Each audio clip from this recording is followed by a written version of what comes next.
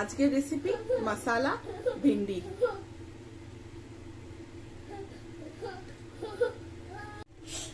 আজকে তোমাদের আমি দেখাবো মশালা ভিন্ডি। এটা আমি নাম দিলাম, কি নাম হবে জানি না। আমি নতুন ভাবে করার চেষ্টা করছি। আমার মনে হলো এটা মশালা ভিন্ডি নাম দিলে ভালো লাগবে, সেই জন্যই বললাম। আচ্ছা, তার জন্য আমার লাগবে হচ্ছে, প্রথমে দেখো ঢাঁড়সগুলোকে আমি মাঝখান থেকে চিড়ে রেখেছি অল্প করে। আচ্ছা, এর জন্য দেখো আমি ভেন্ডিগুলোকে কেটে রেখেছি সুন্দর করে, মাঝখান থেকে স্লিট করে দিয়েছি যাতে ভেন্ডিতে ভেতরটা পোকা আছে কিনা দেখা যায়।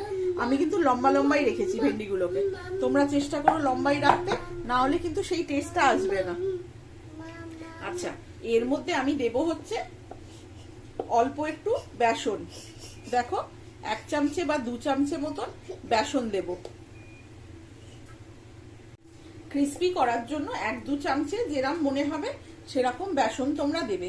দেখো আমি 2 চামচে মতন দিলাম, টিস্পুনে 2 টিস্পুন বেসন দিলাম, কিন্তু টেবিল স্পুন হলে 1 স্পুন হবে, টিস্পুন বলে আমি 2 টিস্পুন দিলাম। আচ্ছা, তার সাথে দিয়ে দেবো হচ্ছে কাশ্মীরি মির্চ অল্প একটু কালারের জন্য, আর যাতে একটু হালকা স্পাইসি হবে না, জাস্ট কালারটাই হবে। অল্প একটু কাশ্মীরি মির্চ দিলাম। আচ্ছা, এতে আমি দেবো হচ্ছে জিরের গুঁড়ো,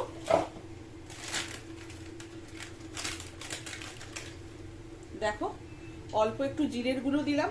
তোমরা কিন্তু টেস্ট হিসাবে দেবে, তোমরা যে যেরাম খাও সেরাম দেবে, কিন্তু আমার হিসেব অনুযায়ী দিতে হবে না, তোমরা যে যেরাম খাবে সেরাম হিসাবে দেবে। আমি কিন্তু সবই হাফ স্পুন করে দিচ্ছি।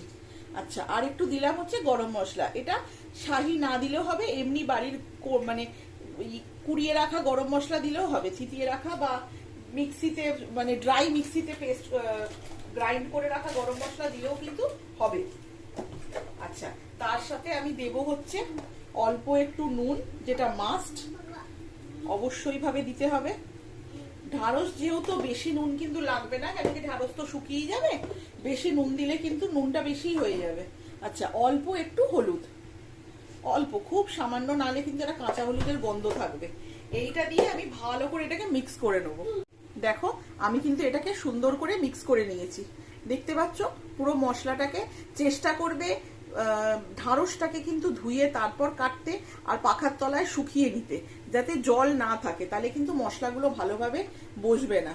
দেখেছো, এইভাবে আমি মশলাগুলো মাখিয়ে নিলাম। এবার হালকা এটাকে প্যানে আমি সতে করে নেব। আমি প্যানে অল্প একটু দেখো সাদা তেল নিয়ে নিয়েছি, চেষ্টা করো সাদা তেলে করতে, বাট সর্ষে তেলেও হবে, এটা কোনো অসুবিধে নেই। অল্প একটু সাদা তেল নিয়েছি, তেলটা গরম হলে এই ভিন্ডিগুলোকে আমি ফ্রাই করে নেব।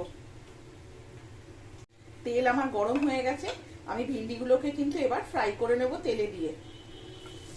দেখো হালকা ফ্রাই করব, জাস্ট সতে করব, ফ্রাই না, জাস্ট সতে করে নেবে, যাতে ভিন্ডিগুলো সেদ্ধ হয়ে যায়, মানে খাওয়ার মতন অবস্থায় চলে যায়। ভিন্ডিগুলোকে হালকা করে আমি একটু লালচে সতে করে নেবো, যেমন করে ফ্রাই করে ঢাঁড়স যেভাবে ভাজে, বেসিক্যালি সতে করে কিন্তু এটা তুলে রাখবো আমি। এবার আমি চেক করে নেব আমার ভিন্ডিগুলো ফ্রাই হয়েছে কিনা, বা ভালো করে সেদ্ধ হয়ে গেছে কিনা।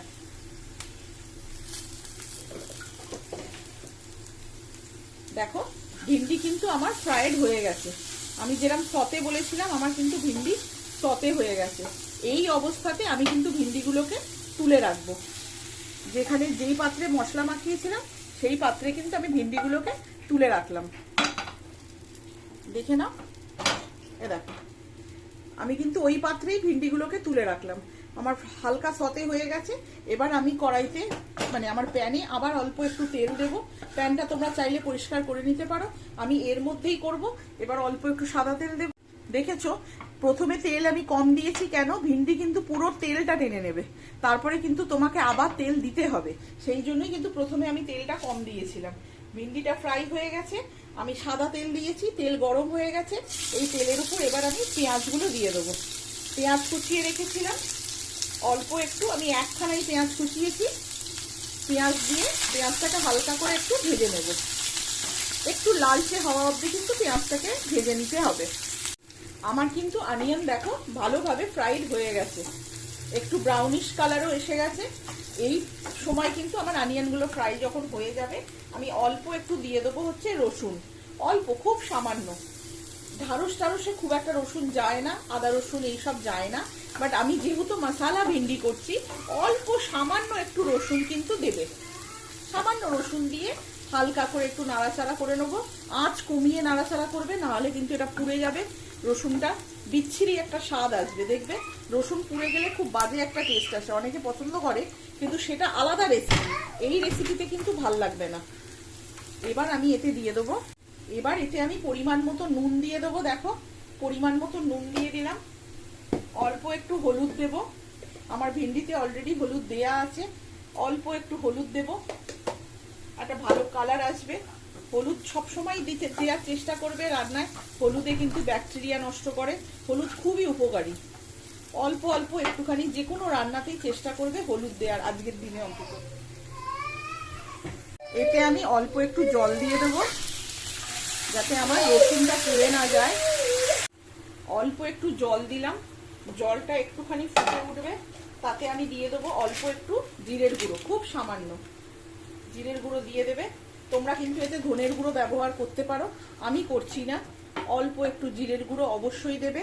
এতে দেবে হচ্ছে অল্প একটু চাট মশলা, অবশ্যই ভাবে মশলা ভিন্ডিতে চাট মশলাটা কিন্তু মাস্ট। তোমরা যদি না খাও আলাদা ব্যাপার, বাট চেষ্টা করো দিতে। অল্প একটুখানি চাট মশলা দিয়ে দিলাম, যাতে একটা ট্যাঙ্গি ভাব আসে, আর কিছুই না কিন্তু। এবার এতে একটা আসল জিনিস দেবে, যেটাতে কিন্তু এর টেস্টটা এনহ্যান্স হবে মারাত্মকভাবে। এটা হচ্ছে আচারের একটা তেল হয় বা গ্রেভি হয়, সেইটা। অল্প একটুখানি আচারের তেল পেলে তেল বা ওই যে গ্রেভিটা হয় সেইটা, এটা কিন্তু দেওয়ার চেষ্টা করো। যে কোনো আচারের একটু ট্যাঙ্গি হতে হবে আচারটাকে, মিষ্টি আচার দেবে না।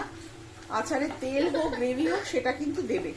এর উপর দিয়ে দেবে হচ্ছে ঢাড়সগুলো। দেখো ঢাড়সগুলো কিন্তু আমি এর উপরে দিয়ে দিলাম, নিয়ে হালকা হাতে এটাকে নাড়বো। দেখো আমার কিন্তু ঢাড়সটাও সুন্দরভাবে সফট হয়ে গেছে, আর মশলাটাও কিন্তু পুরো গায়ে লেগে গেছে। দেখতে পাচ্ছ মোটামুটি পুরোপুরি গায়ে লেগে গেছে মশলাটা। এক ফোঁটাও যে জলটা দিয়েছিলাম সেটা কিন্তু আর বাকি নেই। ঢাড়স আমার নরম হয়ে গেছে। এবার কিন্তু আমি এটাকে নামাবো। আর এখানে কিচ্ছু করার নেই, তোমরা যেটা করতে পারো এতে অল্প একটু ধনেপাতা কুচি দিতে পারো, ভালোই লাগবে, খারাপ লাগবে না। তোমরা ব্ল্যাক সল্ট দিতে পারো এর মধ্যে, মানে বিট নুন দিতে পারো এর মধ্যে, সেটাও কিন্তু ভালো লাগবে। নুনের বদলে যদি বিট নুন দাও সেটাও কিন্তু ভালো লাগবে। এবার একটুখানি ফ্রাইড হয়ে গেলেই কিন্তু আমি এটাকে নামিয়ে নেব। এবার আমি গ্যাস অফ করে এটাকে নামিয়ে নেব। আমার কিন্তু হয়ে গেছে। দেখো মশলা ভিন্ডি কিচ্ছু না, ভিন্ডিতে পুরোপুরেও হয়, সেটা আমি আরেকদিন দেখাবো। আজকে এই সিম্পল একটা রেসিপি দেখালাম, মশলা ভিন্ডি। এবার এটাকে আমি সার্ভ করে দেবো। যে পাত্রে আমি ভিন্ডিটা রেখেছিলাম মাখিয়ে, মশলা মাখিয়ে, সেই পাত্রেই কিন্তু আমি ভিন্ডিটাকে সার্ভ করব।